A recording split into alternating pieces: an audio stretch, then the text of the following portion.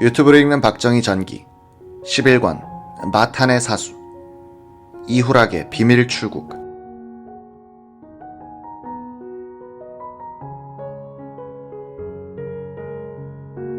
(1973년 10월) 말 박정희 대통령은 김용식 외무부 장관으로부터 김대중 납치 사건을 둘러싼 외교적 마찰을 해소하기 위한 한일 양국의 협상이 마무리 단계에 들어갔다는 보고를 받고 김종필 총리를 일종의 진사사절로 일본에 보내기로 했다. 김종필 총리가 부름을 받고 청와대로 들어갔더니 박 대통령과 이후락 정황정보부장이 앉아있는데 이 부장은 꾸중을 들은 듯 얼굴이 벌개져 있었다고 한다. 박 대통령이 입을 열었다. 아무래도 김대중 건으로 총리가 일본에 한번 갔다 와야겠어. 외무부 쪽에서 그렇게 이야기해. 제가 가야 한다면 가겠습니다. 그런데 사과를 하려고 해도 진상은 알고 가야죠. 이후락 부장은 아무 말이 없었다. 청와대를 나온 김종필 총리는 이 부장을 총리 공간으로 불러서 따졌다고 한다. 이 부장은 납치의 진상은 모른다고 뻔한 거짓말을 했다. 정보부의 소행이라는 것을 박 대통령으로부터 들어 알고 있었던 김 총리는 지금까지는 선배 대접을 했는데 이제부터는 생각을 달리하겠다고 해놓고 자리에서 벌떡 일어나 험한 말을 하면서 때리려는 자세를 취했다고 한다. 이 부장은 그런 수모를 당하고도 끝까지 납치는 자신이 시켜서 한 일이란 자백을 하지 않았다. 그때 김 총리는 친한 일본 기자로부터 한국의 책임있는 고관이 김대중 납치는 대통령의 허가하에 이루어진 것이라는 말을 하더라는 이야기를 듣고 있었다. 이 고관이 이 부장이란 판단을 한 김 총리는 더욱 화가 났다. 이것을 따지니 이 부장은 말을 더듬으면서 극구 부인했다. 그런 이야기 절대로 안 했습니다. 아니, 일은 당신네들이 저질러 놓고 내가 사과하러 가야 하는데 진상을 알아야 할 것이 아닙니까? 하도 화가 나서 그랬는데 여하튼 가긴 가겠습니다. 그만 가보세요. 김 전 총리는 지금도 김대중 납치는 박 대통령의 총애를 잃은 이 부장이 시키지도 않은 일을 해놓고 몰래 대통령에게 자신이 한 것이라고 귀뜸하여 대통령의 약점을 잡아놓으려는 물귀신 작전이었다고 생각한다. 그렇게 해두면 박 대통령이 자신을 해임하지 못할 것이라고 이 부장은 계산했을 것이다.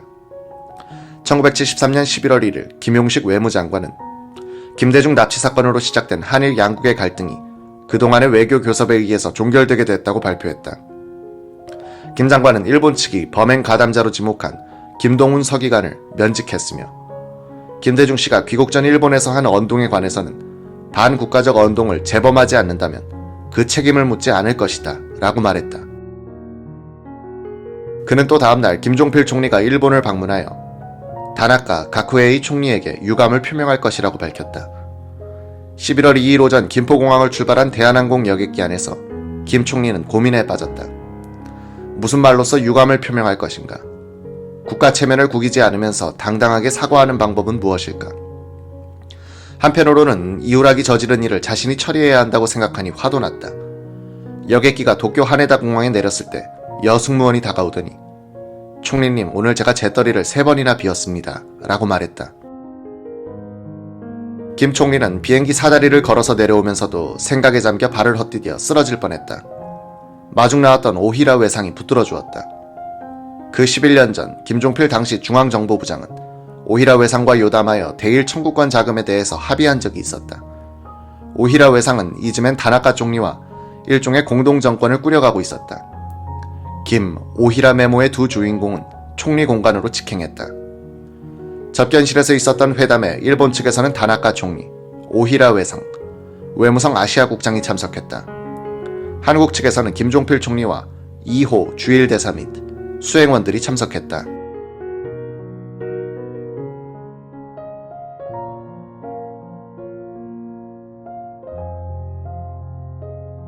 김종필 총리는 박 대통령의 친서를 다나카 총리에게 전한 뒤 본론에 들어갔다. 그는 이 자리에서의 대화를 최근 이렇게 회고했다. 대한민국 국적을 가진 김대중이란 사람이 지금 서울에 와 있다. 그 경위에 대해서는 우리 정부가 수사를 하고 있다.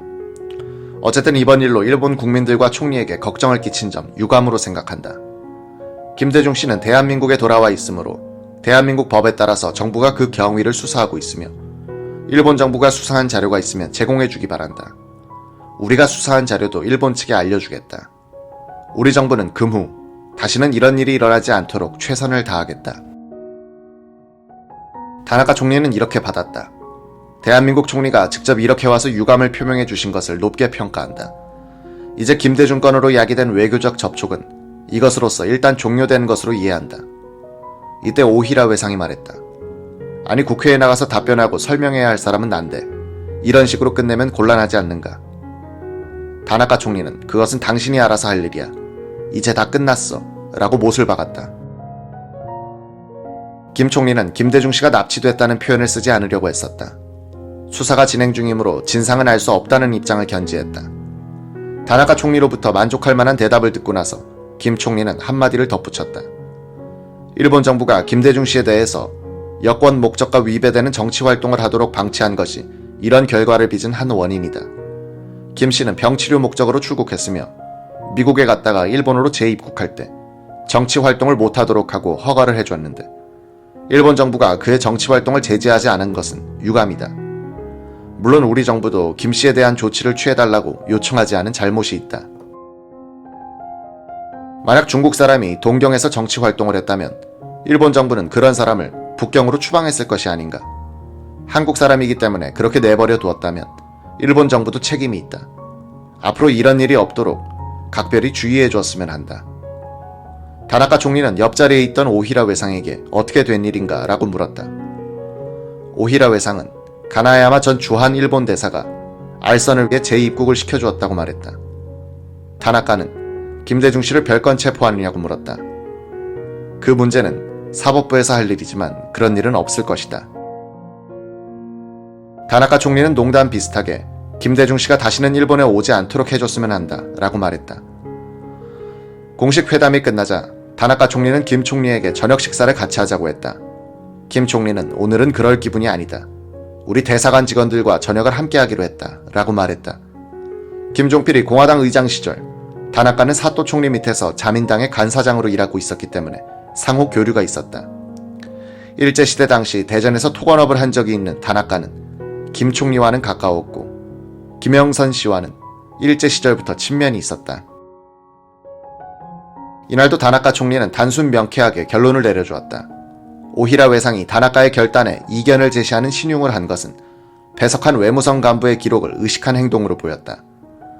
김종필 총리는 다음날 귀국해 청와대로 직행, 박 대통령에 보고한 뒤 5일 국회 본회의에서 일본 측과의 합의 내용을 공개했다. 김 총리는 일본 정부가 김대중 씨에게 여권 목적 이외의 정치활동을 허용했고 우리도 이에 대해 일본 정부로 하여금 제재하거나 국외에 나가도록 해달라고 요청했어야 옳았는데 이 점 소홀했음을 인정한다 라고 말했다.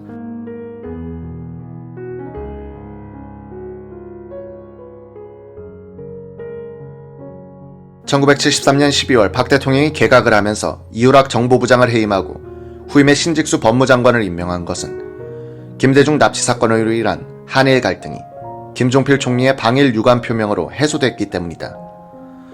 박 대통령은 이때 김용식 외무장관을 김동조 주미 한국대사로, 2호 주일 한국대사를 김영선 씨로 교체했다. 이때 이우락 부장은 이미 권부내에서 힘을 잃은 상태였다.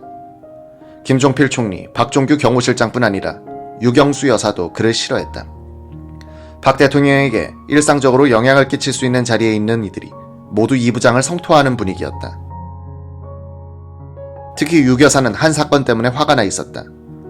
이 무렵 유 여사 앞으로 한 장의 진정서가 도착했다.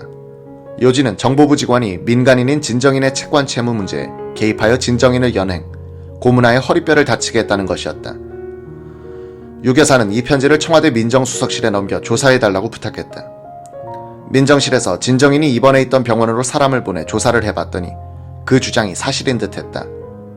이 보고를 받은 유 여사는 박 대통령에게 알렸다. 박 대통령은 이우락 부장을 불러 따졌다. 이 부장은 며칠 후 그 진정 내용은 모함이란 보고를 올렸다. 박 대통령은 청와대 사정특보로 있던 홍종철과 그 아래 최대현 검사를 불러 특별조사를 지시하고는 수시로 진행 상황을 확인했다. 최 검사가 정보부를 상대로 조사해보니 진정인의 주장이 사실로 밝혀졌다. 박 대통령은 대단히 화가 났다. 그 며칠 후 이 부장은 해임됐다. 이우락은 해임된 직후 몰래 출국했다. 신직수 후임 부장에게도 알리지 않았다. 당시 주영 한국대사는 육구참모총장 출신 최경록이었고 정보부에서 파견 나온 공사는 김동근이었다. 김 씨는 이우락 정보부장 밑에서 보안 차장보로 근무하면서 10월 유신을 준비하는 데 관여한이었다. 1973년 12월 초순 김 공사에게 정보부 이철희 차장보가 전화를 걸어왔다. 이우락 부장이 출국한 뒤 행방이 확인되지 않는데 영국으로 간 것이 틀림없는 것 같다. 소재를 파악하여 보고하라. 김동근 공사는 부하 직원인 이종찬과 함께 백방으로 알아봤으나 확인이 되질 않았다. 김 공사는 영국 사람 중에 리라는 성을 가진 사람이 그렇게 많다는 것을 그때 처음 알았다. 김 공사는 이 부장은 영국에 오지 않았다고 보고했다. 그가 나중에야 안 사실은 이 부장이 영국 런던에 도착한 뒤 시내로 들어오지 않고 히드로 공항 옆 홀리데이인 호텔에서 하룻밤을 자고 중남미로 떠난 것이었다. 하비브 주한 미국 대사가 이우락 건으로 박 대통령에게 보고하는 자리에 김종필 총리도 있었다고 한다. 미국 CIA는 이우락이 출국한 뒤 그의 행적을 추적하고 있었던 것으로 보인다. 하비브 대사는 지금 이우락 씨가 바하마에 가 있는데 망명 신청을 할지도 모른다는 첩보가 있다고 말했다. 박 대통령의 표정이 굳어졌다.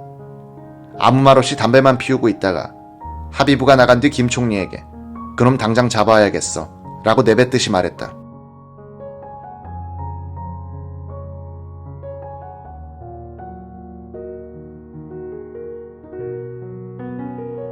몇 사람의 밀사가 이우락을 만나러 갔다. 이 씨는 김영욱 전 정보부장이 유신 직후 미국으로 달아나버린 사건을 잘 알고 있었을 것이다. 10년 이상 박 대통령의 최측근으로서 권력과 금력을 마음껏 누렸던 이우락이었다. 후임 정보부장이 자신을 뒷조사하여 벌거벗겨 놓기란 식은 죽 먹기보다 쉬운 일이란 것을 적지 않은 악역의 담당자였던 그가 너무나 잘 알고 있었다. 이런 그를 안심시키는 공작이 진행된 직후였다. 런던의 김동근 공사에게 국제전화가 걸려왔다. 이후락이었다. 그는 몸이 아파서 치료를 받고 이제 돌아가려고 한다. 본부에 보고해 주었으면 좋겠다. 런던을 거쳐서 가겠다고 했다. 런던에 온 이후락은 최 대사와 한 끼 식사만 한 뒤 홍콩으로 갔다. 홍콩에 도착한 이후락은 김종필 총리에게 전화를 걸었다. 그는 더듬는 말투로 비행장에서 체포 안 합니까? 라고 물었다. 체포는 무슨 체포입니까? 정보부장 지내신 분이 외국을 돌아다니니까 모양이 안 좋습니다. 빨리 들어오세요.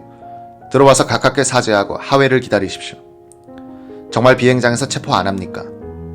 잠시 기다려요. 여기 옆에 신직수 정보부장이 와 있으니까 두 분이 이야기해보세요. 전화기를 받아든 신 부장은 부장님, 체포 안 합니다. 빨리 들어오세요. 라고 했다. 박 대통령 면담 일지를 보면 이우락이 귀국 직후인 1974년 3월 6일 오후 5시 16분부터 6시 15분 사이 박 대통령이 이 씨를 집무실로 조치한 것으로 적혀있다. 이 자리에서 이 씨는 용서를 얻고 근신하라는 충고를 받았다. 이후락은 충무시의 해안에 있는 호텔에 장기 투숙한다.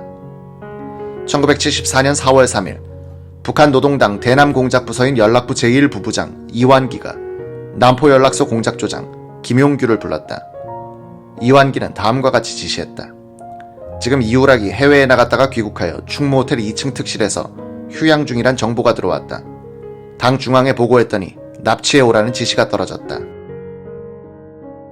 남포연락소는 30명으로 납치조를 편성하여 훈련에 들어갔다. 이 씨의 주치의와 경호원까지 납치하기로 했다. 김용규 팀은 남포시 와우도 휴양소를 가상표적으로 설정하고 마취 실습과 모의 훈련에 들어갔다. 사회안전부 부부장 이명선을 실험 대상으로 하고 그 옆방에 경호원들을 배치했다. 공작조의 납치 실험은 매번 성공적이었다. 12일 뒤 납치 요원들은 두 척의 공작선을 타고 남쪽으로 향했다. 중국 측 해안에 붙어 남하하던 중 배가 상해 부근에 이르렀을 때 공작을 중지한다는 연락이 왔다. 납치 대상인 이후락이 충무를 떠났다는 것이었다. 서울 출신인 김 씨는 2년 뒤 거제도로 난파됐다가 동료 간첩 2명을 사살하고 귀순했다. 김정일은 1978년에는 이완기를 시켜 최은희, 신상옥 부부를 납치해온다. 외국인, 한국인, 요인 납치는 김정일의 전공 과목이 된다. 유튜브로 읽는 박정희 전기 11권 마탄의 사수 제1차 오일 쇼크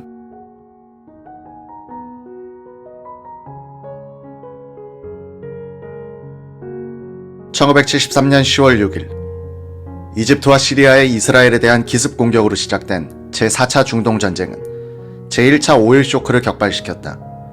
세계인의 삶에 크나큰 큰 영향을 끼치고 여러 나라의 구군을 바꾼 석유 파동은 특히 한국인과 박 정권에 큰 위기를 가져왔다. 석유를 거의 전량 중동에서 수입하고 있었던 한국은 당시 주유종탄 정책으로 전환하여 에너지 다소비 산업인 중화학공업 건설에 매달려 있었고 수출에 목을 메고 있었다. 넉 달 만에 4배로 뛴 석유값 인상으로 치명타를 맞기엔 안성맞춤인 나라였다. 그러나 박 정권은 놀라운 순발력과 조직력으로서 이 석유 위기를 전화위복의 호기로 이용한다. 다른 나라들이 휘청거리고 있을 때 한국만이 중동 건설 시장을 개척하면서 고도 성장과 수출 드라이브 및 중화학, 집중 투자를 계속한다. 1977년에 가면 중동 건설 시장에서 번 돈으로 중동에서 원유를 수입할 수 있을 정도가 된다. 석유 위기는 한국을 비슷한 수준의 나라들로부터 떼어내 한 차원 격상시켰다. 이런 위기 극복이 박 대통령의 유신 체제가 아니었더라면 과연 가능했을까 하는 것이 흥미로운 쟁점이다.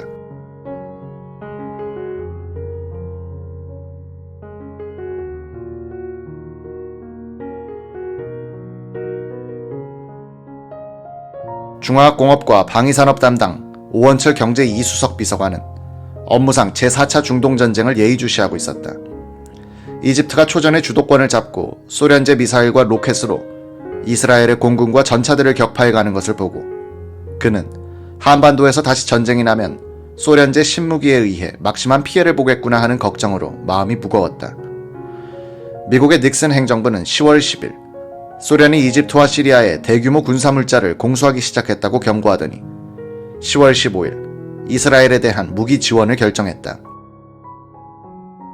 이에 자극을 받은 아랍 6개 산유국 회의는 10월 16일 쿠웨이트에서 긴급 회동했다.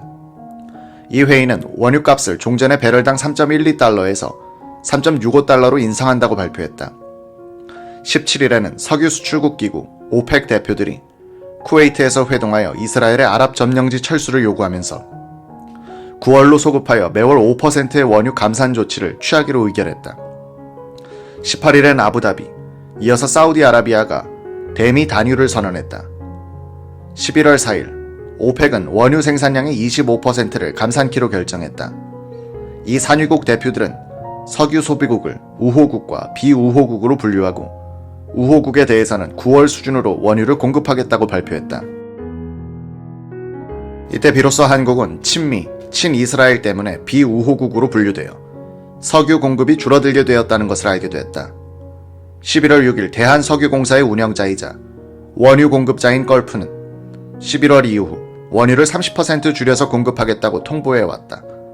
칼텍스는 호남정유의 10% 감량을, 유니온 오일은 경인에너지의 20% 감량 계획을 알려왔다. 11월 8일 정부는 에너지 절약 1단계 조치를 발표했다. 난방유류 5% 절감, 걷기운동, 대낮 소등 생활화, 광고 네온 사인 규제, 목욕탕 신규 허가 억제, 관광 레저 여행 규제 등의 대책이었다.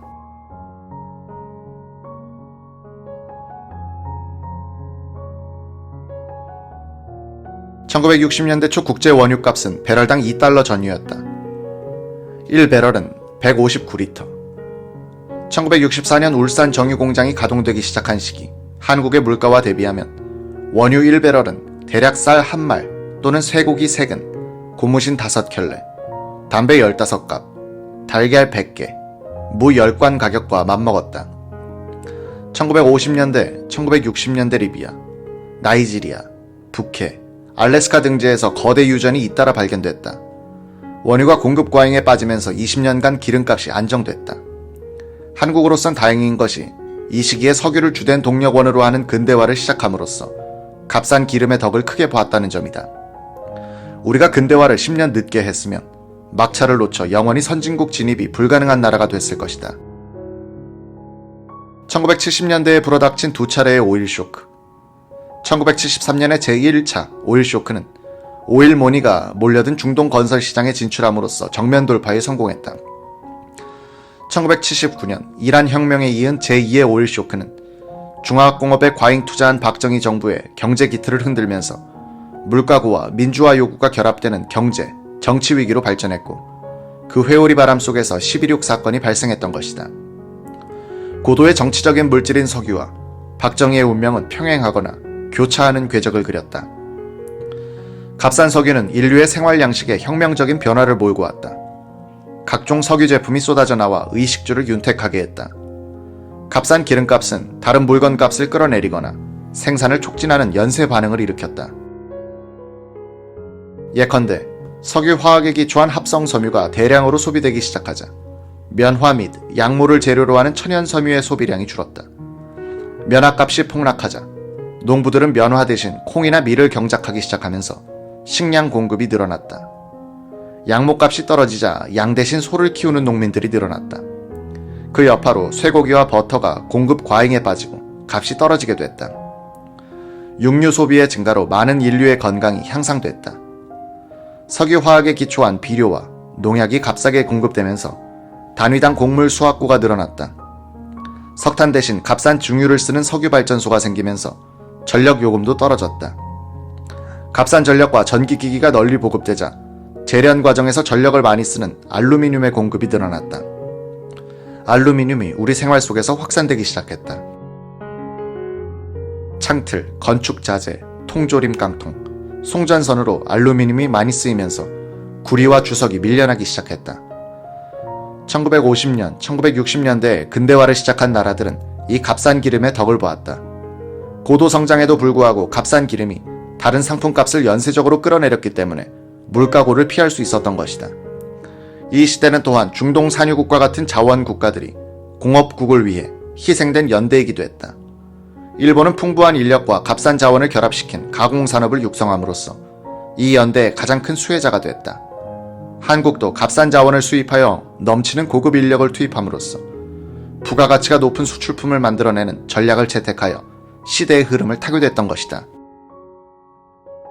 고도의 전략물자인 기름의 중요성을 실감있게 체득한 사람이 박정희 대통령이었다. 만주 군관학교 시절 그는 일본이 미국의 석유 금수 조치에 목이 졸리자 석유 자원이 많은 인도네시아를 확보하기 위해 개전을 결심하는 과정을 목격했다. 기름 한 방울은 피 한 방울. 박정희는 1950년대에 이승만 대통령이 말을 잘 듣지 않자 미국이 한국에 대한 석유 공급을 전면 중단하는 사태도 지켜볼 수 있었다. 그는 정권을 잡자마자 정유 공장을 지어 석유의 독립을 확보하는 일에 정책의 최우선을 두었다. 1963년 7월 23일 박정희 의장은 해운대로 향하는 기동차 안에서 기자들과 방담하고 있었다. 전년도에 흉작에 기인한 식량난, 야당의 공세 등 유쾌하지 못한 화제가 계속되는 가운데 대구역에 도착하자 수행원이 대구에서 나온 지방지를 사서 박 의장에게 건네주었다.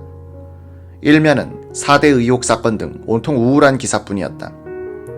사회면을 펴든 박 의장은 이렇게 독백하는 것이었다. 영일 만에 유징이 있다는데 그곳에서 기름이라도 콸콸 쏟아져 나왔으면. 그는 독백조로 중얼거리더니 신문을 옆으로 내밀었다. 사회면 머리에는 영일군의 석유풀이란 제목의 기사가 실려 있었다. 박정희의 포항 석유에 대한 기억은 이렇게 시작됐다.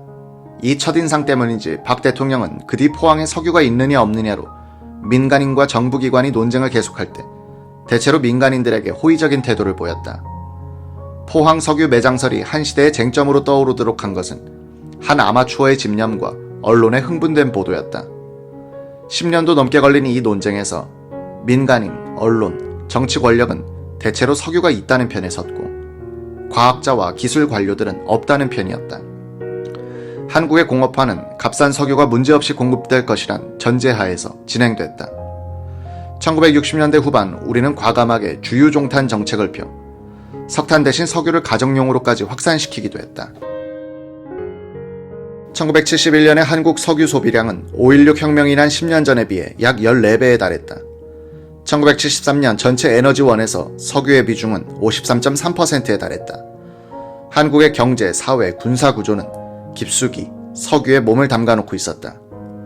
1973년 11월 초 김정년 비서실장은 오원철 중화학공업 담당 수석을 불렀다.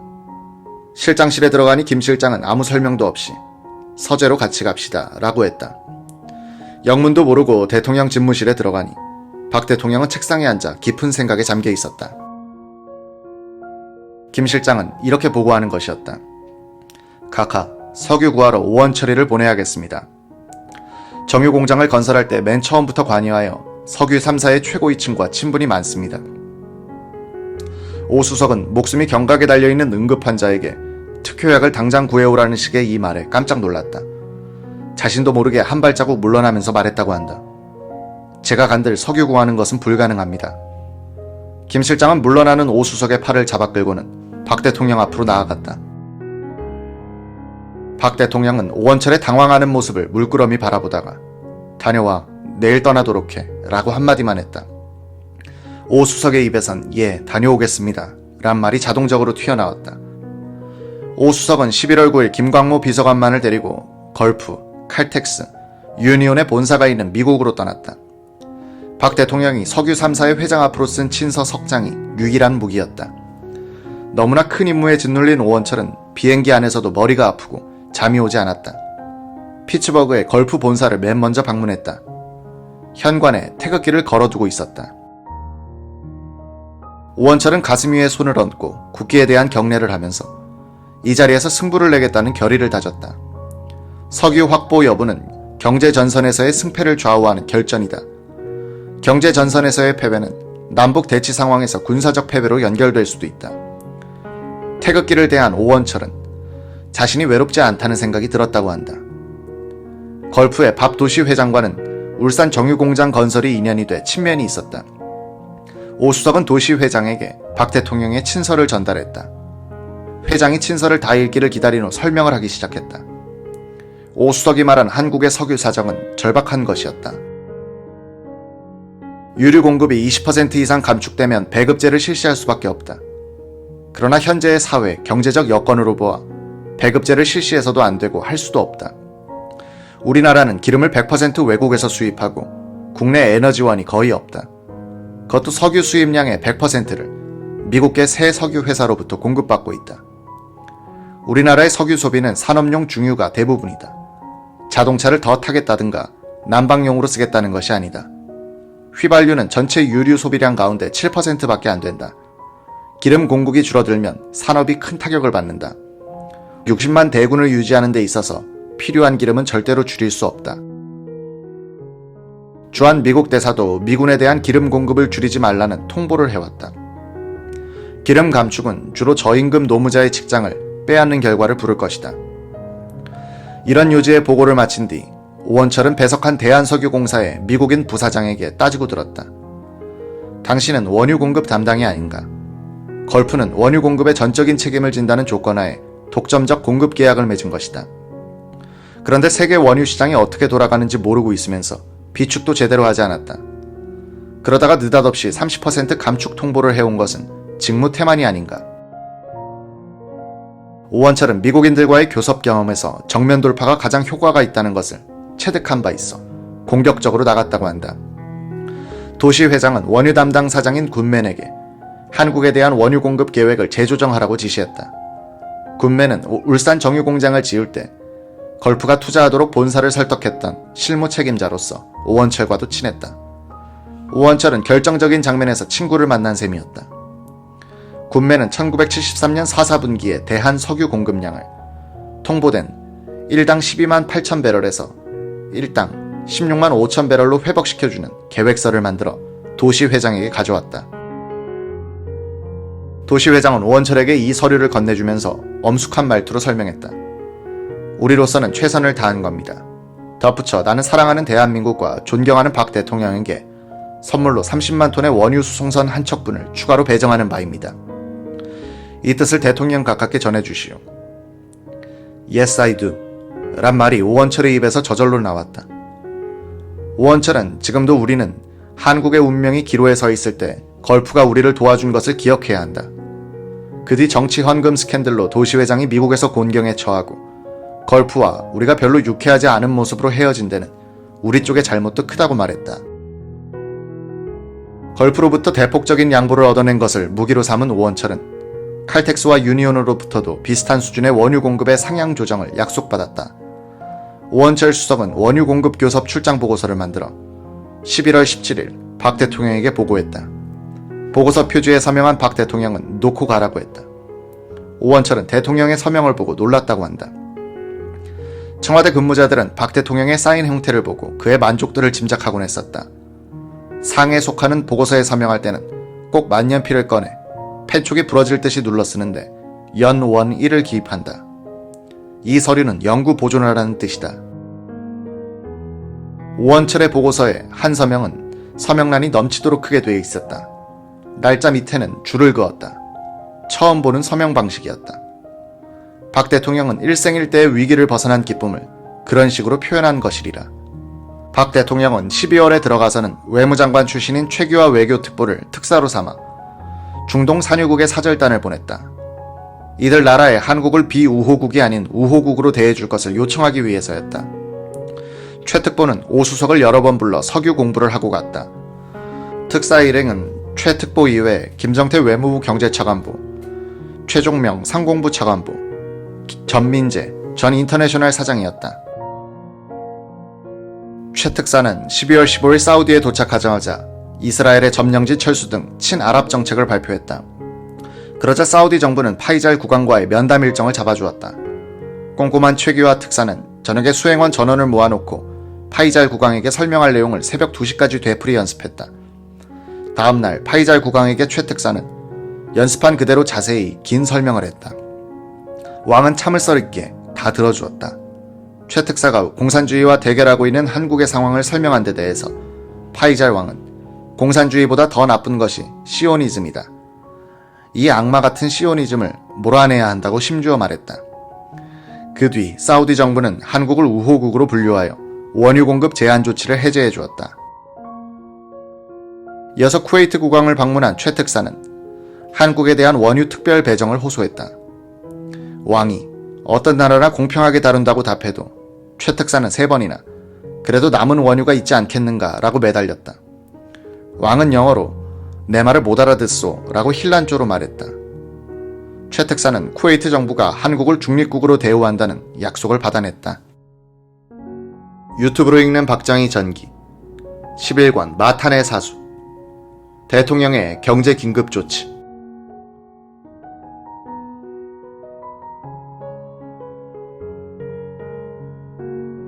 1973년 12월 최규하 특사의 중동 방문 사절단에 민간인 전민재 씨가 참여한 배경은 이렇다. SK의 전신인 선경의 설립자 최종권, 최종현 형제는 1972년에 일산 15만 배럴 규모의 제4 정유공장 인가를 받아놓고 원유 공급선을 사우디아라비아에서 구하기 위하여 뛰고 있었다. 정유공장 사업에 공동으로 참여키로 한 일본의 종합상사 이토추의 전설적 인물인 세지마 류조 부사장이 대사우디 공작을 지휘했다. 선경이 한국 측 실무 책임자로 초빙한 사람은 정유산업의 생리에 밝은 전민재 대표였다. 그를 보자 하면서 중동 출장을 많이 다닌 젊은 대리가 김창호였다. 석유 파동이 일어나기 전인 1973년 8월 선경의 최종현 사장과 최종명 상공부 차관보를 중심으로 한 민관 사절단이 사우디를 방문했다. 이때 선경과 이토추가 잡은 인맥이 대단했다. 중동 관련 정보망이 좋았던 이토추는 파이잘 국왕의 오른팔이자 정보기관장인 K씨를 겨냥했다. K씨는 왕비의 친동생이기도 했다. K씨는 협상에 나오지 않고 베드라위라는 조카를 내세웠다. 30대 미남인 그는 제다의 불포화, 폴리에스테르, 수지 공장을 건립하려고 했다. 선경, 이토추, 데이진이 함께 주주로 참여하고 전 엔지니어링도 공장 건설을 맡고 주주가 되기로 했다. 민관 사절단은 사우디의 국영석유 회사인 페트로민을 방문하여 원유 공급에 대한 긍정적인 답변을 듣고 귀국했다. 그 2달 뒤 석유 위기가 닥쳤다. 최규하 특사가 사우디로 갈 때 최종명, 전민재, 김창호 팀도 따라갔다. 최 특사는 파이잘 국왕을 만난 뒤 먼저 돌아가고 전민재, 김창호 팀은 베드라이를 통해서 마무리를 해야 했다. 베드라이는 사우디 실력자들의 견해를 이렇게 전했다. 한국이 우호국이 되어 단유 조치를 풀려면 먼저 이스라엘과 단교하고 친아랍 선언을 해야 한다. 이를 크게 보도되도록 해줬으면 한다. 김창호는 이 메시지를 가지고 귀국하여 최종현 사장에게 보고했다. 최 사장은 형이 벌새하여 장례식을 마친 지 며칠 되지 않았다. 최 사장은 정부 측과 교섭하여 사우디 측의 뜻을 이행하도록 했다. 이것이 사우디의 대한국 엠바고 해제를 가져왔다는 것이 김창호 씨의 주장이다. 석유 위기가 닥치자 이토추는 제4 정유공장 건설에서 발을 뺐다. 최종현 회장은 정유공장 건설의 꿈은 일단 접었으나 K씨의 대리인 베드라위에게 약속했던 수지공장 건설에 대한 투자는 약속대로 지켰다. 이 의리로 해서 사우디와 K씨의 최종현에 대한 신뢰는 부동의 것으로 된다. 사우디 측은 1979년 제2차 석유 파동이 왔을 때 드디어 최 회장에게 정유공장의 꿈을 이루게 하는 하루 5만 배럴의 원유 공급권을 선물한다. 지금 30여 년 전의 석유 파동 시대를 뒤돌아보면 석유 수출기구 오펙이라는 이름이 유엔과 쌍벽을 이루는 세계 정부였던 느낌이 든다. 이 기구의 상징적 인물인 사우디의 야마니 석유 장관은 그의 말 한마디가 세계 언론의 일면 머릿기사였다. 이 시기에 대한 기억이 이미지로 남는 것은 거의 매일이다시피 사람들을 놀라게 만들던 신문의 머릿기사 제목이다. 제목대는 시커먼 바탕에 인상이란 낱말로 뒤덮였다. 인상률도 보통 40% 50%였고 세 자릿수도 많았다. 1973년 겨울의 거리는 어두워졌고 어두워지니 뺑소니 사고가 늘었다.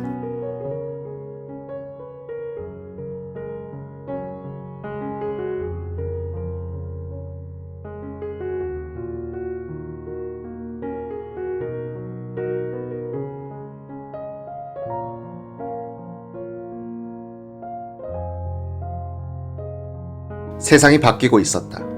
값싼 석유로 쓰인 대량 생산, 대량 소비 시대의 역사에 한 장이 넘어가고 있었다. 큰 것은 좋은 것이라는 시대 정신은 작은 것이 아름답다로 변하고 있었다. 석유 파동 시대의 한 실무 책임자였던 오원철 경제 이수석의 표현을 빌리면 1973년 크리스마스 전날 아침 배달된 신문을 보고 국민들은 제3차 세계대전이 일어난 것이 아닌가 하고 놀랐다고 한다. 석유 수출기구가 10월 16일에 배럴당 5.119달러로 약 70% 올렸던 원유값을 1974년 1월 1일을 기하여 배럴당 11.651달러로 다시 약 100% 인상한다고 발표했기 때문이다. 1973년 1월 1일 원유값이 배럴당 2.591달러였으니 1년 사이 4배로 뛴 것이다. 이에 따라 한국의 연간 원유 수입액은 1973년에 3억 519만 달러에서 1974년에는 11억 78만 달러로 3.5배 늘었다. 세계가 원유값의 급등으로 몸살을 앓는데 모든 분야에서 석유 파동에 가장 취약하게 노출됐던 한국은 급사할 지경이었다. 원유값의 폭등은 기름과 기름에서 나온 수많은 석유 제품을 쓰는 산업뿐 아니라 농산물, 설탕, 조미료, 대중 목욕비 등 간접 부문을 포함하여 전 사회의 모든 분야에 원가 상승 압력을 가했다. 그 결과로 1974년의 도매 물가는 전년도 대비 44.6%가 늘었다. 이는 6.25 전쟁 후 최대치였다. 수입 물품값도 한 해 동안 31.2%가 올랐다.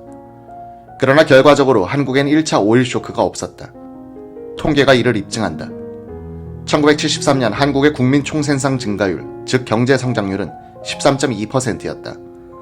석유 파동을 정면으로 받은 1974년의 성장률은 마이너스가 아니라 8.1%였다.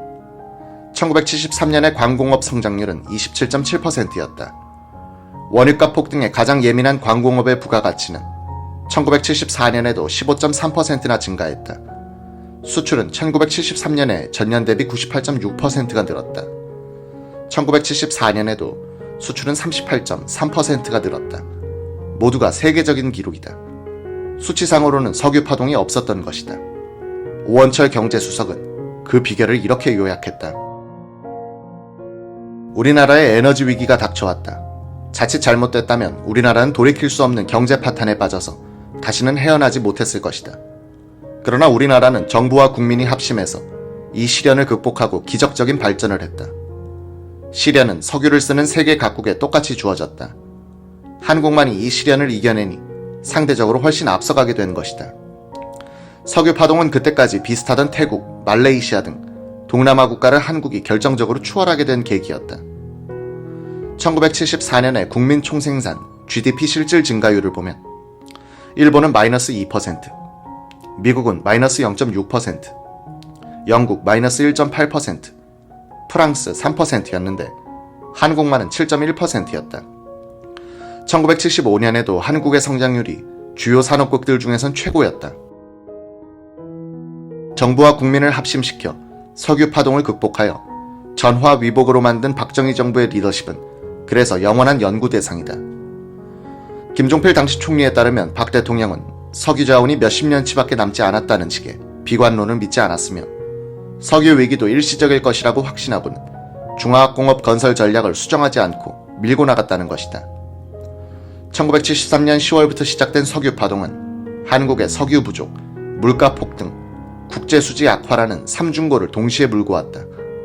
석유 부족은 1974년에 들어서면 석유 수출기구가 원유 증산을 결의하여 해소됐다.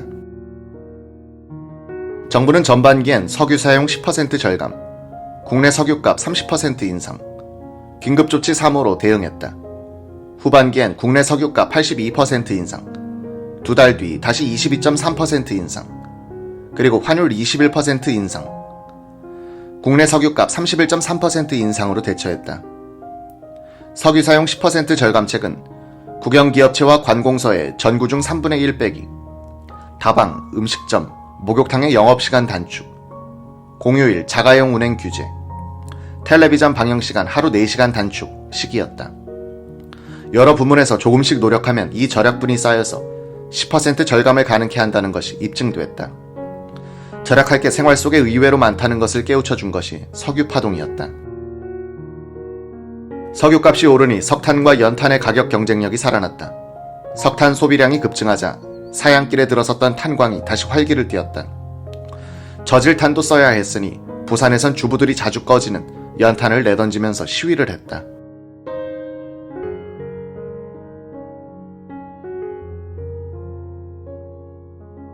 (1973년 12월 5일) 태완선 경제기획원 장관, 남덕우 재무장관, 정소영 농수산 장관, 장예준 상공장관은 합동 기자회견을 갖고 석유류, 전기값, 비료, 나일론실, 설탕, 배합사료, 전분, 판유리, 목장우유, 분유의 인상률을 발표했다.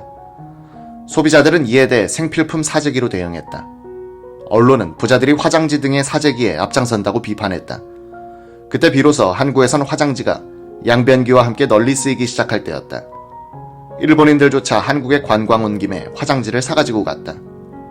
박 대통령은 유신 선포 직후인 1972년 11월 30일 1980년대를 향한 비전을 수치로 요약하여 발표했었다. 1981년에 가면 국민소득이 1인당 1000달러, 수출이 100억 달러가 될 것이라고 약속했다.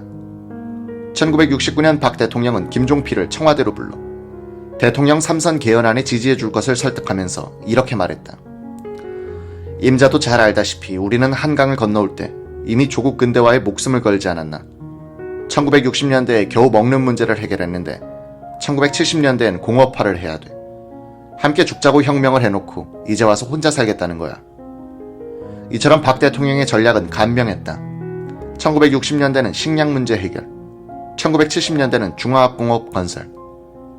박 대통령은 중화학공업 건설을 선언한 1973년의 연두기자회견 직후 올해 물가 인상은 3% 이내로 억제하라고 지시했었다. 석유 파동은 한국을 경공업 국가에서 탈피시켜 세계적인 공업대국으로 만들겠다는 박 대통령의 신념과 진념에 대한 도전이었다. 1973년 11월 중순 박 대통령은 보유 외환이 바닥나고 있다는 보고를 접하자 태완선 경제기획원 장관에게 종합대책을 마련하여 보고하도록 지시했다. 12월 중순 그 보고회가 열렸다. 박 대통령은 실망한 표정을 지었다. 태 부총리 수고했습니다. 워낙 중요한 사안이니 청와대에서 다시 검토하여 결론을 내도록 합시다. 박 대통령은 집무실로 돌아와서 김용환 경제 1수석 비서관을 불렀다. 경제기획원에 한 달 동안이나 시간을 줘서 대책을 마련하라고 했는데 도대체 무슨 소린지 모르겠어. 그렇게 미지근하게 대응해가지고는 이 난국을 극복하기 어려울 것 같아. 임자가 한번 다시 만들어봐. 김용환 수석은 새해 1월 10일을 목표로 정하고 비밀 돌관 작업에 들어갔다. 그 1년 전 8.3 동결 조치안을 비밀리에 만들었던 김 수석은 그때 팀을 다시 모았다. 여기에다가 고병우, 하동선, 송병순, 이상희 씨를 합류시키고 북악파크 호텔에서 실무 작업에 들어갔다. 김 수석은 1974년 1월 10일에 완성된 계획서를 12일에 박 대통령에게 보고하여 제가 받았다. 문서 제목은 대통령 긴급조치 제3호와 이에 관련 사항에 관한 보고였다.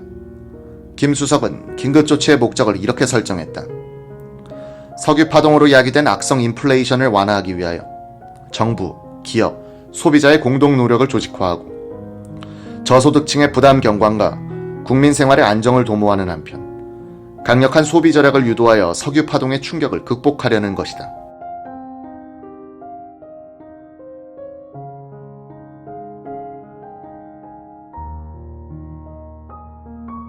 1월 14일 청와대에서 박 대통령은 국무회의를 주재하여 긴급조치안을 의결했다. 긴급조치 선포에 따른 대통령 담화문을 김 수석이 낭독하여 통과시키려는 순간 민관식 문교 장관이 소리를 질렀다. 각하, 틀린 글자가 하나 있습니다. 심기일전이 아니라 심기일전입니다. 오자, 탈자가 없도록 수십 번 원고를 확인했던 김용환의 가슴이 철렁했다. 박 대통령은 웃으면서 이렇게 넘어갔다. 통상 우리가 쓰는 한자는 심기일전이 맞는데 기자로 쓴 심기일전도 좋지 않습니까? 마음과 기분을 한번 가다듬자는 뜻인데 더 좋은 것 같습니다. 원안대로 통과됐다. 김 수석은 밤낮 없이 고생한 실무진의 사기를 꺾지 않으려고 배려해준 박 대통령이 그렇게 고마울 수 없었다. 저분을 위해서는 더욱 분골쇄신을 해야겠다는 생각이 절로 나왔다. 그 뒤 관보에도 심기일전으로 나갔다. 온 세계와 나라가 석유 파동에 휩쓸려 들어가 미래에 대한 전망이 어두워질 때 박정희 대통령은 근대화 철학의 제자들인 전국 새마을 지도자들의 대회에서 연설할 기회를 갖게 됐다.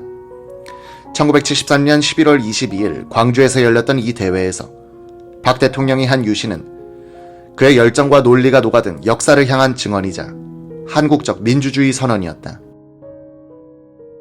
무엇보다도 이 연설문을 읽어보면 바로 곁에서 근대화 혁명가의 숨결이 들려오고 맥박이 고동치는 것을 느낀다. 권력자의 연설이라고 생각하지 말고 한 전중세대의 호소문이라고 생각하면서 읽어보자. 유튜브로 읽는 박정희 전기 11권 마탄의 사수 역사를 향한 연설.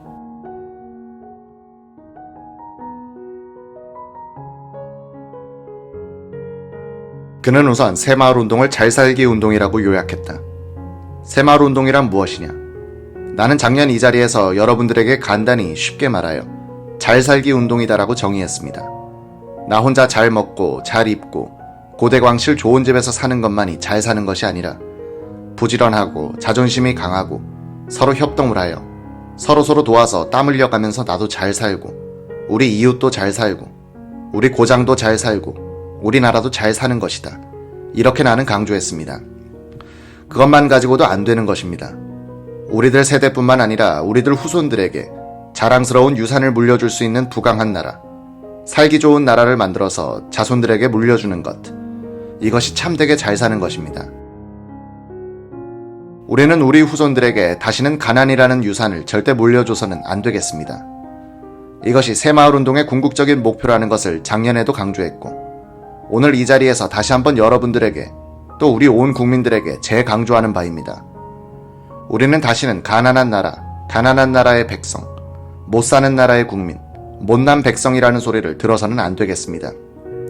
과거 일제시대 또는 해방 직후 그리고 6.25 전쟁을 전후하여 우리나라 사람들이 해외에 나가면 외국 사람들이 우리를 보고 당신 어느 나라 사람이요? 이렇게 물을 때 자주정신과 주체의식이 없는 사람들 가운데는 나는 한국 사람이요 라고 대답하는 것을 부끄럽고 떳떳하지 못하게 생각하여 말을 못한 사람들이 많이 있었습니다. 당신 어느 나라 사람이요? 나는 동양 사람이요. 동양에도 여러 나라가 있는데 중국 사람이요? 일본 사람이요? 아니요. 그럼 어디요? 한국이요. 한국이 어디에 있더라? 또 아는 사람은 한국전쟁 때 그 피란민이 몰려다니던 그 한국말이요.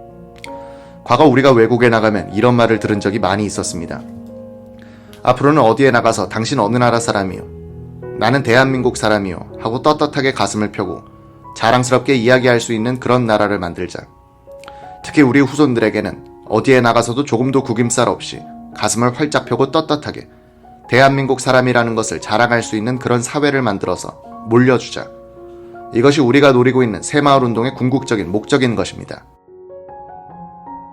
그의 열띤 이야기는 계속된다. 그렇다면 이처럼 살기 좋은 우리 고장을 만들자면 어떻게 해야겠습니까?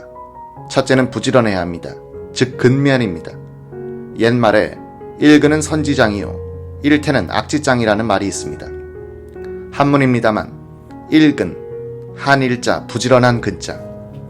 한번 부지런한 것은 선지, 착한 것에 으뜸 가는 것이다. 부지런한 것이 모든 선에 으뜸 가는 것이다. 일태는 악지장이란 게으르다는 것은 나쁜 것 중에서도 으뜸 가는 것이다. 이런 옛말이 있습니다. 근면하지 못한 사람이 100마디 말을 해보았자 그것은 소용이 없는 것입니다. 그 다음에는 자조정신이 강해야 되겠습니다. 서로 협동을 할 줄 알아야겠습니다. 근면, 자조, 협동 이것이 새마을운동의 행동 강령입니다. 따라서 이 운동은 조국 근대화를 위한 일대 약진 운동이요 동시에 범국민적인 정신혁명 운동이라고 나는 확신합니다. 따라서 이 운동은 반드시 행동과 실천이 뒤따라야 합니다. 이론이나 말만 가지고는 될 수 없는 것입니다. 따라서 새마을운동은 하나의 행동 철학입니다. 또한 이 운동은 반드시 주민의 소득 증대와 직결되어야 한다는 것을 강조해 둡니다. 소득 증대를 수반하지 않는 운동은 처음에는 모두 열을 올려서 하지만 시간이 흐르면 흐를수록 그 열의가 식어버리고 주민들이 흥미를 느낄 수 없게 되는 것입니다.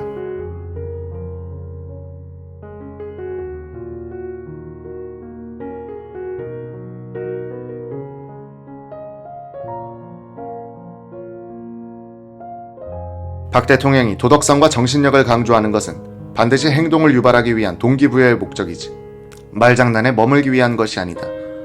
그는 또 사명감의 고침만으로 인간을 지속적으로 움직이게 할 수 없다는 것을 잘 알았다. 소득 증대라는 이기심이 더해져야 한다는 뜻이다.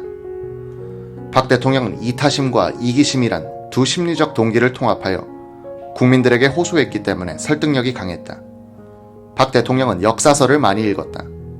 그가 역사에서 발견한 과거와 미래에 대한 통찰이 그의 신념 체계를 형성했다. 역사에서 그는 자신의 고독한 결단을 합리화할 수 있는 많은 사례들을 발견했고 너희들은 내 무덤에 침을 뱉어라. 그러나 역사는 나의 편에 설 것이다 라는 자신감을 정당화할 수 있었다. 대중은 자신을 알아주지 못할지라도 역사는 자신의 편이란 생각이 용기의 셈이었다. 이날도 그는 역사에서 용기와 사명감을 끌어내려고 한다. 오늘 이 자리에서도 여러분들에게 1970년도판 성공사례집 두툼한 책이 한 권씩 배포될 것입니다. 이것은 내년도에 가면 1974년도판, 다음해에는 1975년도판, 이렇게 앞으로 계속 우리 농촌 근대화 과정에 있어서 하나의 역사로서 편찬하여 후세에까지 남기려고 합니다. 후세의 우리 자손들이 이 책을 읽어서 우리의 조상들이 이처럼 훌륭한 마을을 만들고 나라를 건설하기 위하여 이만큼 피땀을 흘려가면서 노력했구나 하는 그 사실을 우리 후손들이 알게 될 때 과연 그들이 어떠한 느낌을 가지겠는가. 우리 후손들로 하여금 우리도 이래가지고는 안 되겠다. 게을러서는 안 되겠다. 조상들의 뜻을 받아들여야겠다는 감명과 감동을 느끼도록 해야 하는 것입니다. 이것이 바로 민족의 어린 것입니다. 우리가 옛날 히랍의 역사를 읽어보면 이러한 이야기가 있습니다. 트로이 전쟁에 참전한 아테네 시민들이 그들이 죽을 때 자손들을 불러놓고 유언을 하기에 너의 조상이 누구냐고 묻거든 너는 서슴지 말고 우리의 조상은 트로이 전쟁에 참전한 용사였다고 떳떳이 일러주라 이렇게 말했다는 것입니다. 우리도 앞으로 나이가 들어 늙으면 죽을 때가 올 것입니다. 나는 우리 자손들에게 후세에 너의 조상이 누구냐고 묻는다면 나의 조상은 1970년대에 새마을운동에 앞장서서 알뜰하게 일한 바로 저 마을의 농민이었다고 대답하라는 유언을 남기는 것이 가장 보람된 것이라고 생각합니다. 박정희 대통령은 민주주의를 부정하지는 않았다. 그 불가피성과 당위성을 인정하면서도 그는 서구의 최신 민주주의가 그 경험이 일천한 한국에서는 그대로 적용될 수 없다고 확신했다. 이런 확신은 한국의 발전 단계와 봉건적 잔재, 그리고 한국인의 민족성에 대한 통찰에서 우러나온 하나의 신념이었다. 다수 지식인이 독재화라고 비판했던 10월 유신도 박 대통령의 사전에는 한국의 역사와 문화적 토양에 알맞은 한국적 민주주의의 실천이었다. 그는 이날 새마을운동이야말로 한국적 민주주의의 실천 도장이라는 유명한 말을 남긴다. 나는 오늘 이 자리에서 결론적으로 몇 가지를 여러분들에게 말하고자 합니다. 첫째로, 새마을운동은 한국적 민주주의의 실천 도장이다. 나는 이렇게 강조하는 바입니다. 왜냐하면 새마을운동은 한두 사람이 모여서 되는 것이 아닙니다. 온 불악 사람들이 전부 참여해야 하는 것입니다. 우선 불악 사람들이 한자리에 모여 그 불악에서 가장 신망이 높고 창의적이며 헌신적인 불악 지도자를 전체 의사에 따라 뽑아야 합니다. 그리고 그 불악의 발전을 위하여 모든 사람의 좋은 의견을 들어 종합을 하고 모든 사람의 동의를 얻어서 해야 하는 것입니다. 결코 한두 사람의 의견을 가지고 이것이 추진되는 것은 아닙니다. 모든 사람의 의견을 듣고 모든 사람의 동의를 얻은 다음에는 그 불악 전체의 이익이 될 수 있는 사업을 선택하고 그 다음에는 남녀노소가 전부 참여하여 서로 협동하고 땀 흘려 이 일을 추진해야 하는 것입니다.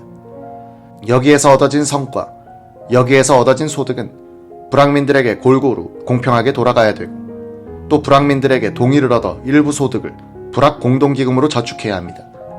그 저축한 것이 어느 정도 축적이 되면 또다시 불악 사람들의 전체 의견을 모아서 불악 공동이익 사업을 결의하여 이를 추진해 나가야 하는 것입니다. 이것이 새마을운동입니다. 그렇다면 이런 과정이야말로 가장 훌륭한 민주주의적인 방법이며 참다운 민주주의가 아니고 무엇이겠습니까? 나는 우리나라의 민주주의는 새마을운동과 같이 점차적인 훈련과 실천을 통해 하나하나 뿌리를 박아나갈 때 비로소 정착할 수 있다고 믿습니다. 우리가 민주주의를 앉아서 놀고 먹고 선거 한번 치르고 나면 전부 정부에 의지하면 된다는 의존심만 양성하고 여야, 아랫동네, 이 마을 저 마을이 전부 분열하여 서로 싸우고 욕하고 하는 것으로 착각해서는 안 되겠습니다. 나는 이런 민주주의가 오래가면 그 사회는 멸망한다고 생각합니다.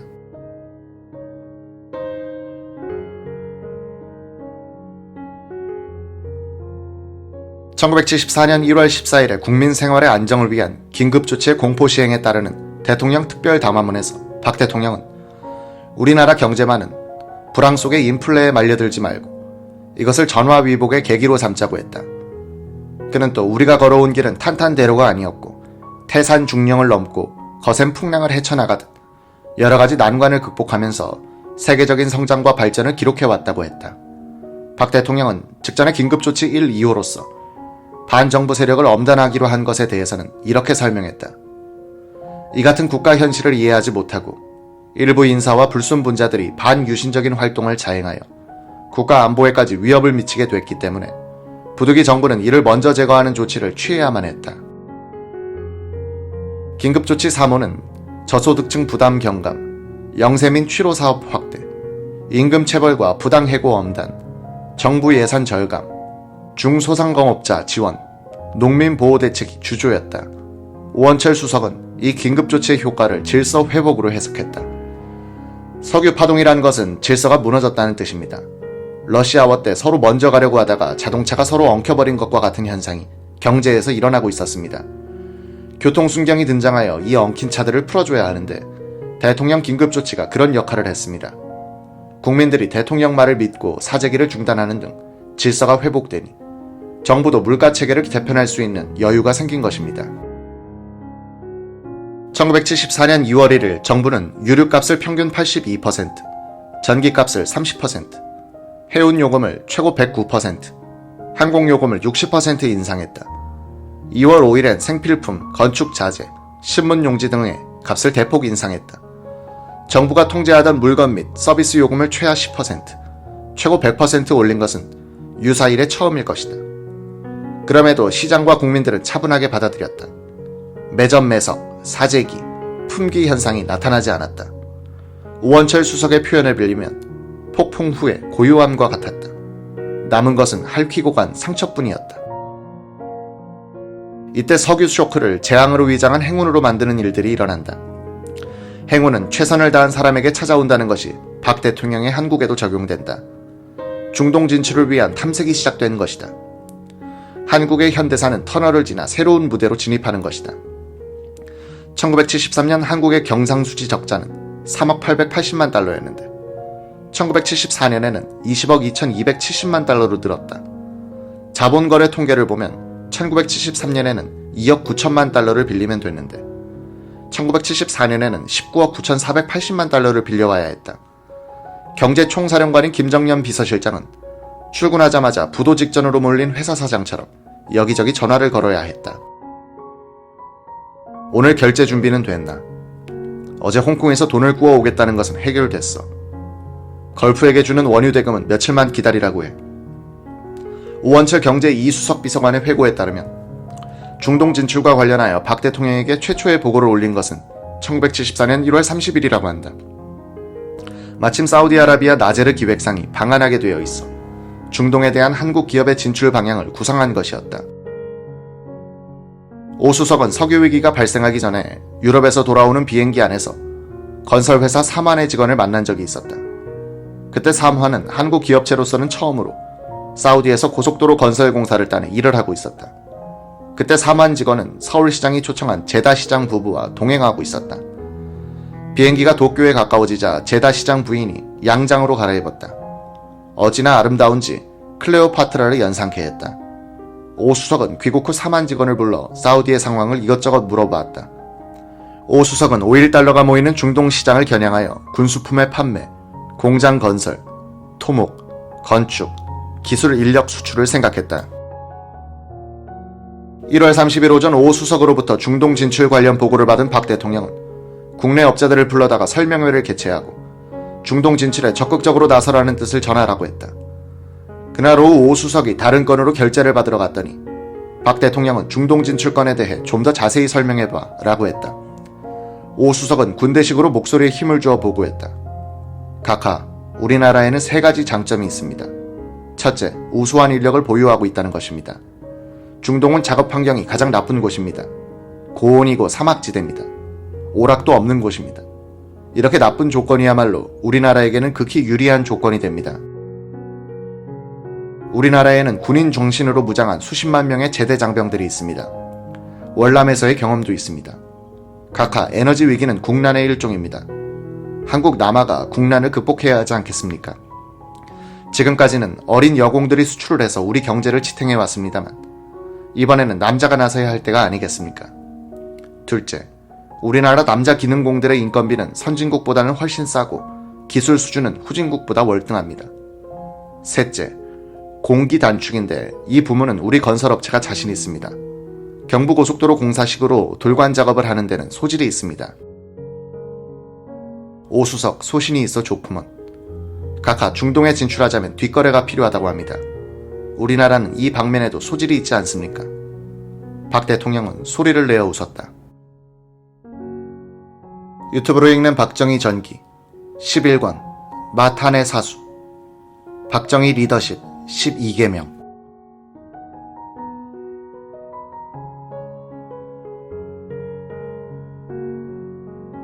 박 대통령 시절의 관료들은 이를 발상하여 실천하는 데까지 걸리는 시간이 매우 짧았다.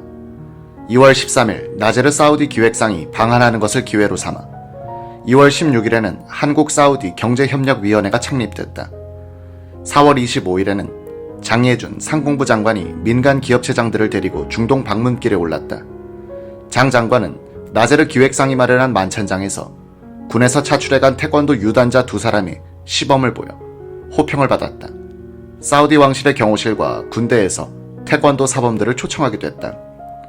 장예준 장관은 한국과 사우디 정부는 40억 달러가 들어갈 리야드 도시 건설에 우리 건설업체가 참여하고 고속도로 건설에는 한일 개발이 참여키로 하는 등의 합의를 했다고 발표했다. 맨 처음 중동에 진출했던 삼환은 제다시의 미화 공사를 수주했다. 삼환은 공기를 단축하기 위해 밤에도 횃불을 피워놓고 작업을 했다. 이곳을 지나던 파이잘 국왕이 놀랐고 한국 업체에 대한 인상이 좋아졌다고 한다. 1974년 9월 개각 때 박 대통령은 우직한 김재규를 건설부 장관에 임명했다. 박 대통령은 임명장을 주면서 오일 쇼크로 인한 외환 위기는 오일 쇼크로 부자가 된 중동에서 처방책을 찾아야 한다고 강조했다. 김 장관은 간부들을 불러놓고 중동이라는 커다란 시장을 먹기 위해서는 우리 업체들의 입이 너무 좁다. 입을 넓히는 작업을 하라고 지시했다. 건설부는 비밀 작업 끝에 중동에 진출하려는 건설 회사들을 정부가 책임지고 지원하는 제도를 만들었다. 즉 해외 건설 회사에 대해서는 국내 은행이 물적 담보 없이도 신용으로 지급 보증을 해주고 건설 수출 소득에 대해서는 법인세를 50% 감면해주며 25개 업체의 공동 출자로 한국 해외 건설 주식회사 KOCC를 설립키로 했다. 이 안에 대해서 기획원과 재무부는 반대했다. 위험도가 높은 해외 건설에 대해 신용으로 지급 보증을 해주었다가 사고가 나면 은행도 함께 망한다는 것이었다. 김정년 비서실장의 증언에 따르면 1975년 하반기 어느 날 수출진흥 확대 회의가 끝난 뒤 중앙청 국무위원 식당에서 박 대통령, 국무총리, 관교회 장관, 경제 4단체장이 점심을 먹는 자리에서 김재규 장관이 이 문제를 제기했다. 즉 건설부 장관이 허가한 해외 건설 업체에 대해서는 은행이 무조건 지불 보증을 해줘야 한다고 했고, 김영환 재무부 장관은 최대한 협조하겠지만 지불 보증은 선별적으로 해야 한다고 맞섰다. 남덕우 기획원 장관 겸 부총리는 재무부 편을 들고 경제단체장들은 건설부 편이었다. 여기서 박 대통령은 건설부와 기업의 편을 들어줬다. 박 대통령은 이렇게 정리했다. 재무부의 주장도 일리가 있지만 선별적 지불 보증은 은행의 보수성에 비추어 업체의 중동 진출에 지장을 줄 것이다. 은행은 무조건 지불 보증을 하되 건설부 장관은 업자를 엄선해서 허가하라.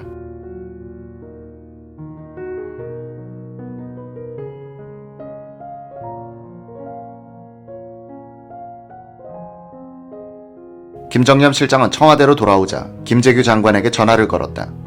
김 장관, 우리 업자들끼리의 과당 경쟁과 부실 공사를 막아야 합니다. 그래야 은행의 지불 보증에 따른 사고를 막을 수 있습니다. 해외 진출 허가는 엄선에 엄선을 기해야 합니다. 알았습니다. 동감합니다. 업계에서 아무리 아우성을 치더라도 20개 이내로 진출 업체를 제한하겠습니다.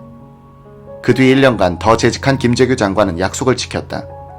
1978년 총선을 앞두고 지방 건설업자들이 공화당을 통해서 중동에 진출할 수 있도록 해줄 것을 요청했다.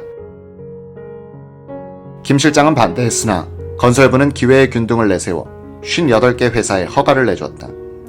중동 건설 시장은 한국 업체들끼리의 과잉 출혈 경쟁, 기술 인력 빼내기 싸움터로 변했고 1980년으로 넘어가면 해외 건설 부실 사태를 낳게 된다. 현대건설은 중동 진출을 둘러싸고 정주영, 정인영 현재가 충돌했다.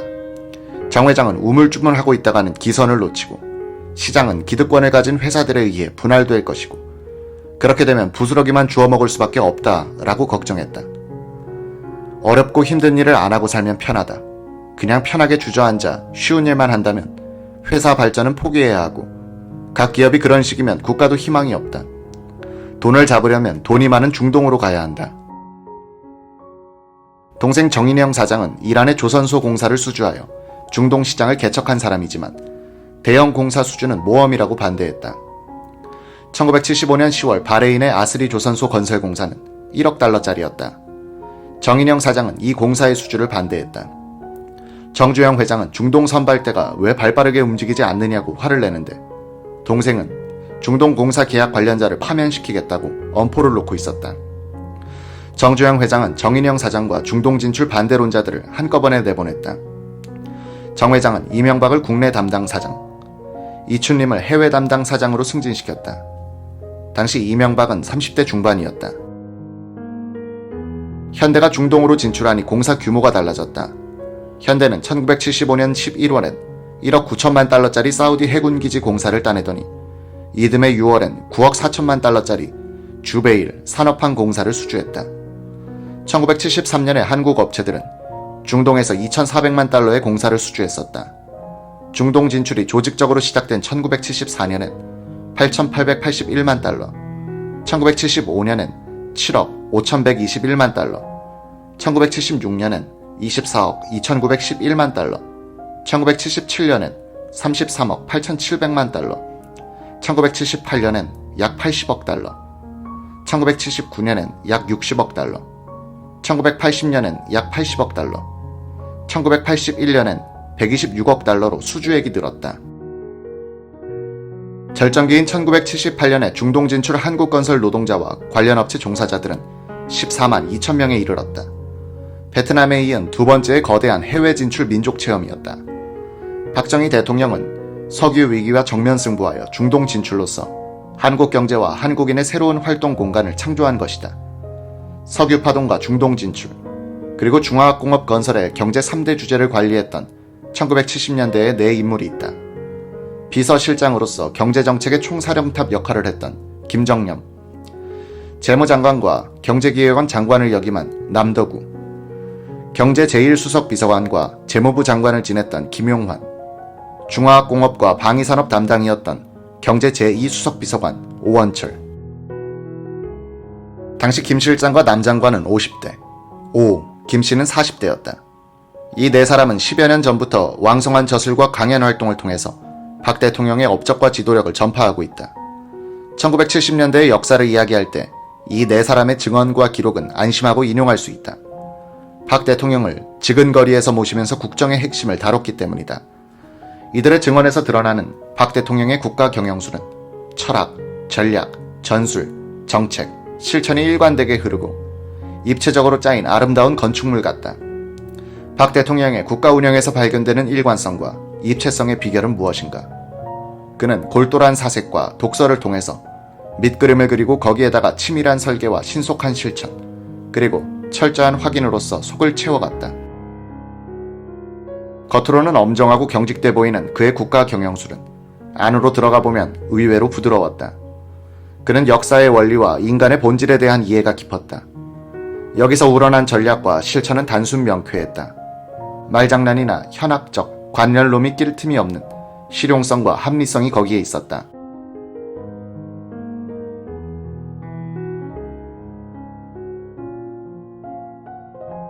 하나, 화합형 정책 결정.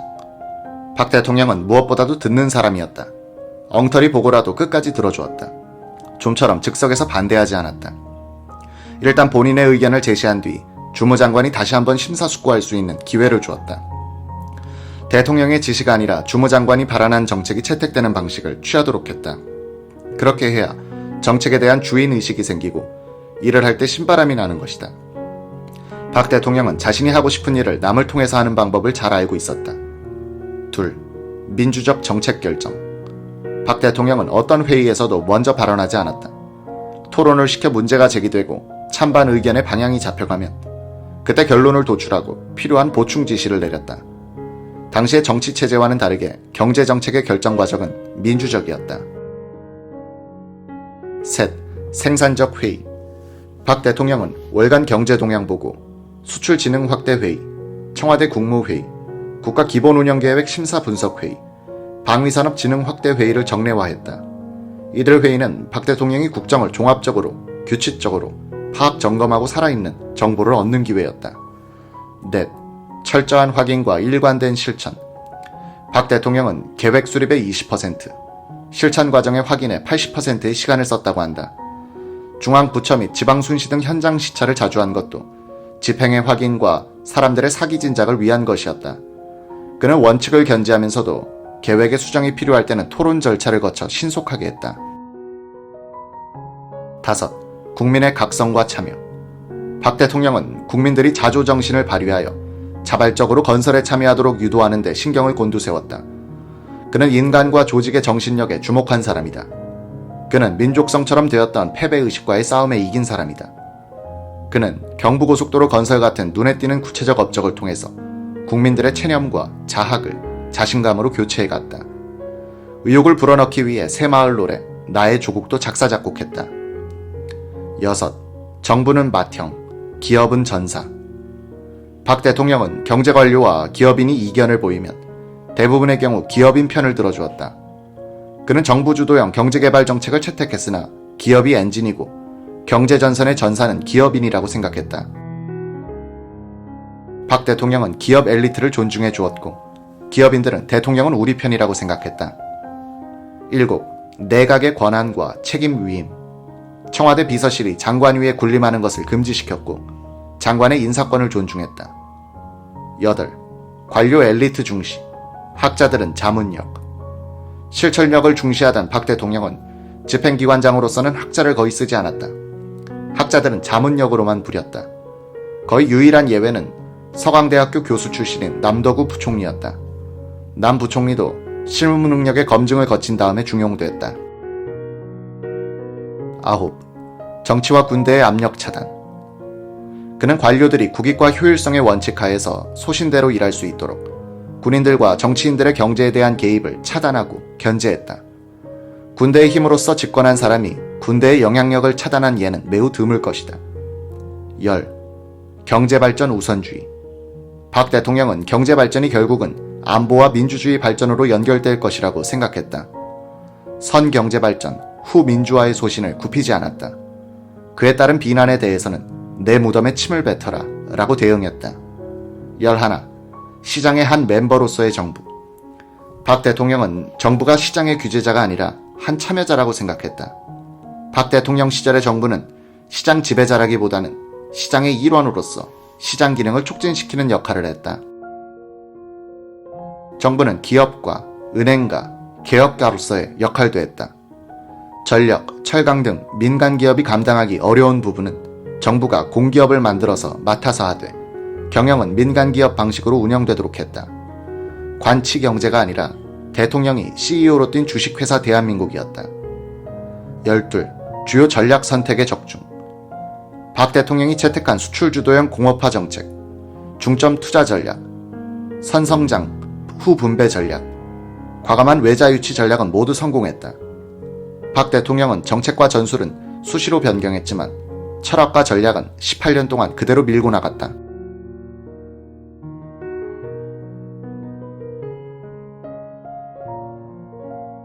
(1974년 1월 18일) 연두 기자회견에서 박 대통령은 학생들의 시위에 대해서 조목조목 비판하는 말을 했다. 31년이 지난 지금 읽어봐도 그가 제기한 자유와 민주주의의 본질에 관계된 문제의식은 아직도 살아있는 의미로 다가온다. 박 대통령은 먼저 당시 북한의 김일성이 이른바 평화협정과 연방제 통일 방안이라는 것으로서 대남 공세를 펴고 있는 데 대해 이렇게 비유했다. 그야말로 양두구육격이다. 양머리를 내놓고 뒷전으로는 개고기를 판다 하는 그런 얘기가 있는데 평화 해놓고 뒷전으로는 음모를 꾸미고 있습니다. 박 대통령은 석유 위기가 한창인데도 올해 7%, 8%의 성장은 가능하다고 장담했다. 실제로 이에 한국 경제는 8%의 성장을 기록했다. 박 대통령은 국민소득 1,000달러, 수출 100달러식으로 수치화된 목표를 설정하곤 했다. 관념적이고 애매모호한 국정지표를 내세우지 않았다. 그는 수치화된 목표를 항상 초과 달성했다.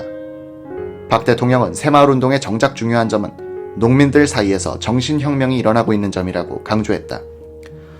우리나라 사람들은 외국에서 누가 뭘 했다는 것은 굉장히 높게 평가하면서 우리가 한 것은 아주 낮게 평가합니다.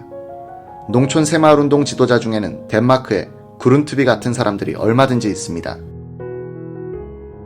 박 대통령은 시위 학생들이 매판 자본이다, 예속 경제다 하는 것을 도저히 이해할 수 없다고 말했다. 확실히 알고 하는 소린지 덩달아서 떠드는 것인지 나는 잘 모르겠습니다. 우리 경제가 이렇게 성장이 되고 커 나갈수록 한국 경제의 자립도가 높아지고 의존도가 줄어가는 것입니다. 예속이란 것은 있을 수 없습니다. 박 대통령은 학생 시위의 동기를 아주 냉소적으로 보고 있었다. 딴 대학이 데모를 하기 때문에 학교의 체면을 위해서 데모를 하는 그런 대학도 있고, 데모를 했는데 이튿날 보니까 신문에 보도가 안 됐다, 한 번 더 하자 해서 하는 그런 데모도 과거에 있었습니다. 박 대통령은 시위를 좋아하는 학생들을 제대로 타이르지 않는 기성세대에 대해서도 포문을 열었다.